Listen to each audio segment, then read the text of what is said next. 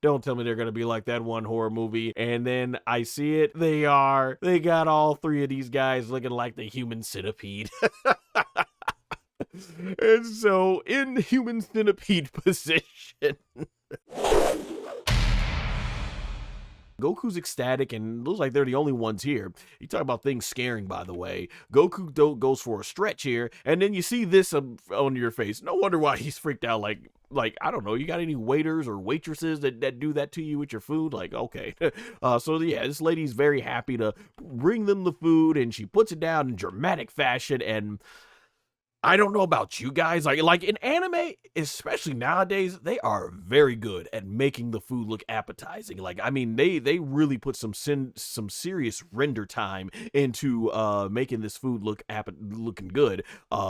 This lizard thing though, I wouldn't want to eat that, but Son Goku, he's like, man, they got this boy looking like Homer Simpson. Well, I ain't drooling over something like that. But you know, if you've obviously watched OG Dragon Ball, Goku was killing wolves and baking them and eating them raw. So, I mean, nothing that Goku already isn't used to. And he starts biting in, and man, I'm like, yeah, that looks disgusting. But I'll tell you what really was looking disgusting. Goku looks at this. Now, I can't be the only one. Does that not look like eyeballs in that drink? I'm like, Goku starts drinking, and even though it's cartoonish looking and everything, man, I was like, yeah, I'm like seeing the eyeballs. Would they? I don't know. Maybe they're black eyed peas or whatever, but they look like eyeballs to me, getting sucked up through the straw. I'm like, yeah, I'm not doing that one. I'm not. And Goku immediately turns green in the face, and he's like, you know, his Mazaka Nazawa was sounding, and man, he is disgusted. And if Goku's disgusted by food, you know, with the stuff he eats, it tells you something right there. I wouldn't want any of that. And she's proud. She's like, yeah, it's one of our best drinks around. Okay, yeah, you can keep that to yourself if that's the case. And so Glorio, he starts, you know, talking about we need a new plane and everything, and it comes this old man, which is a very classic looking Akira Toriyama design. Like, there are just some characters you can like, yep, that's Toriyama Akira. All right, so this guy basically can't hear very well, so he's up here doing the Hulk Hogan for those of you who are wrestling fans. I am a real American, fight for the right, you know,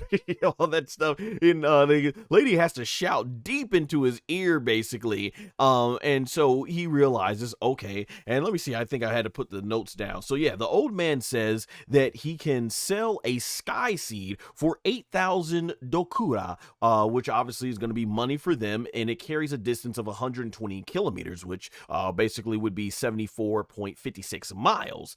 And from there, it's Glorio right there that says that, you know, that seems a bit too much. From here, the old man gets super desperate. It's funny how he can barely hear Glorio speaking low, but once he starts saying, well, we're going to drop the price, and he knows it costs money, now the old man can hear it. Anybody notice that? That was pretty funny.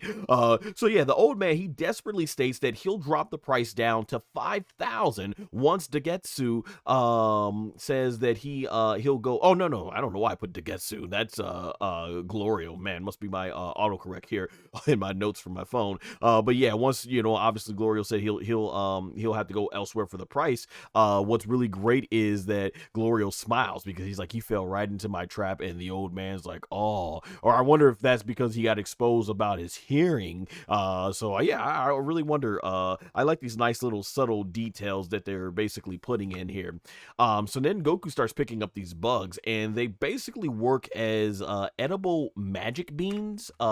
So what we learned here is that each of these dead bugs that are raw bugs or whatever, you eat them, they give you certain magic powers. Magic powers like restoring your stamina, healing. Also, we see that there's one right there. Yeah, because we're learning there's one right there that can that if two people eat them, they can fuse. Which I really wonder if this is a key sign that we might get a Vegito or Gogeta appearance, or maybe even a new fusion of Goku and Vegeta in this series. So obviously this is going to play a major role later on. And yeah, bugs gross, but they're shiny looking, I'll say that. And Goku, he's ecstatic. He's like, yeah, let's go ahead and get it, because he's like, these are like sensu beans. And he asks Glorio, can we go ahead and go and basically purchase those? And Glorio's like, all right, yeah, sure, whatever. And there you go.